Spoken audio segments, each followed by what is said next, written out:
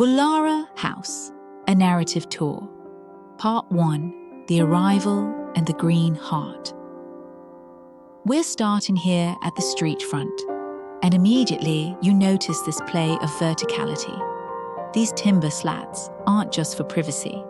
They set a rhythmic tone for the entire architectural journey. As we move inside, it's clear how the renovation honors the original pavilion feel, while completely transforming the experience.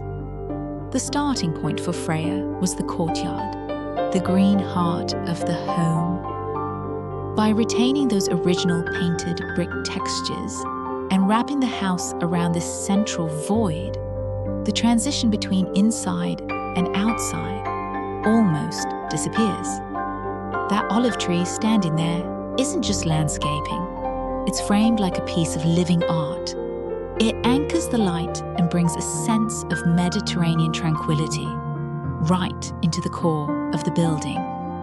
Part 2. Light, texture, and the open plan. Moving into the main living areas, the palette is incredibly restrained, but deeply layered. It's all about these chalky whites, limestones, and warm timbers that play off one another. This entire open space, comprising the kitchen, dining, and living room, is actually double the size of the original layout, giving the family the breathing room they were looking for. Freya's time working in southern Italy really shines through in these finishes. It's not minimalism in a cold, sterile sense. It's about creating a tranquil, tactile environment. Even the way the sunlight washes over the rugs and the curved furniture feels intentional. It's a soft, diffused light that makes these large, open-plan spaces feel intimate and grounded, rather than cavernous. Part 3. The architecture of repetition.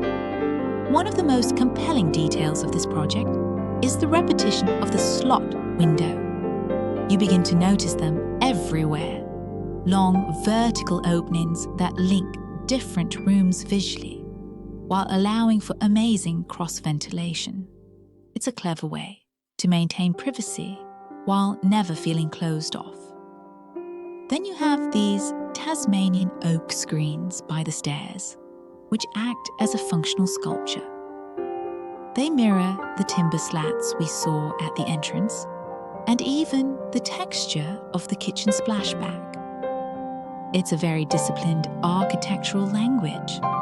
When you see those massive glass panels, you can really appreciate the effort it took to crane them into place just to achieve this level of seamlessness with the courtyard.